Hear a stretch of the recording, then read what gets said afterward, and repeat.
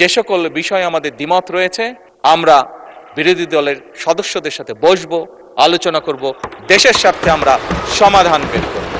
এই সংসদে আমার আগে বিরোধী দলের নেতা বক্তব্য রেখেছেন, ওনার পরে আমি বক্তব্য রাখছি।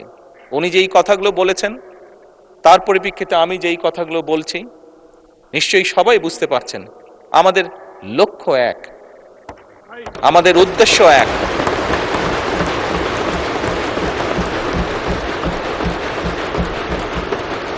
আমাদের গন্তব্য এক। লক্ষ্য কি? লক্ষ্য হচ্ছে বাংলাদেশের মানুষ। উদ্দেশ্য কি? উদ্দেশ্য হচ্ছে একটি সমৃদ্ধশালী বাংলাদেশ। গন্তব্য কি? গন্তব্য কি? একটি স্বনির্ভর, নিরাপদ, আত্মনির্ভরশীল বাংলাদেশ।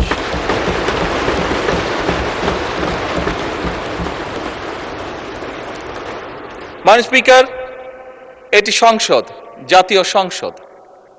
মাননীয় বিরোধী দলের নেতা বলেছেন আমরা এগ্রি করছি ডিসএগ্রিমেন্টের জন্য।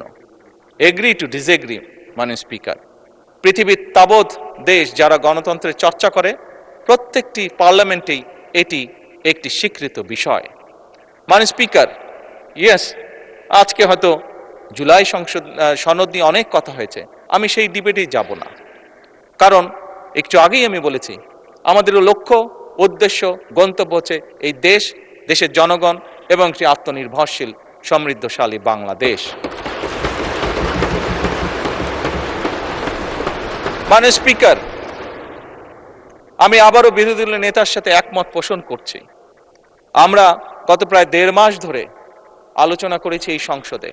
হ্যাঁ, আমরা অনেকগুলো গুরুত্বপূর্ণ বিল পাশ করেছি। বিলের বিষয়ে কোনো বিষয়ে আমরা একমত হয়েছি, কোনো বিষয় হয়তো আমাদের দ্বিমত আছে। মাননীয় স্পিকার, পরিষ্কারভাবে আমার দলের অবস্থান থেকে আমি বলতে চাই যে সকল বিষয়ে আমাদের দ্বিমত রয়েছে আমরা বিরোধী দলের সদস্যদের সাথে বসবো, আলোচনা করব, দেশের স্বার্থে আমরা সমাধান বের করব।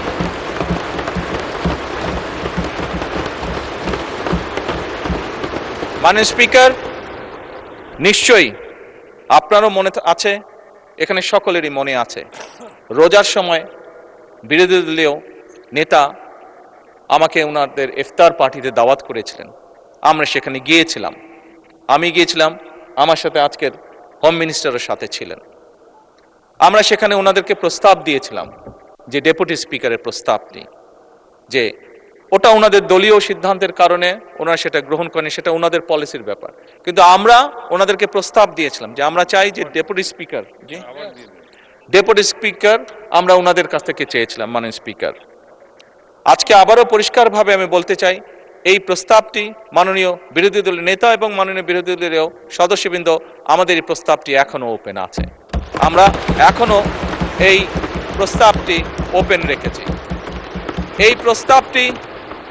এই প্রস্তাবটি দেওয়ার মাধ্যমে আবারও আমরা আমাদের পরিষ্কার ইন্টেনশন বোঝানোর চেষ্টা করেছি।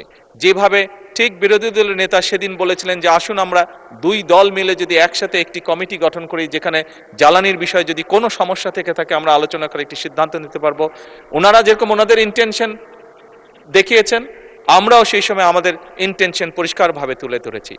একইভাবে মাননীয় স্পিকার, এই সংসদ অধিবেশন শুরুর আগে আমি ওনার বাসায় গিয়েছিলাম। ওনার বাসায় গিয়ে দেশ পরিচালনা করার জন্য ওনাদের সহযোগিতা আমি চেয়ে এসেছিলাম। একইভাবে আমি নাহিদ ইসলামেরও বাসায় গিয়েছিলাম, এনসিপির কাছে আমি বলেছিলাম দেশ পরিচালনায় আপনাদেরও সহযোগিতার প্রয়োজন। মাননীয় স্পিকার,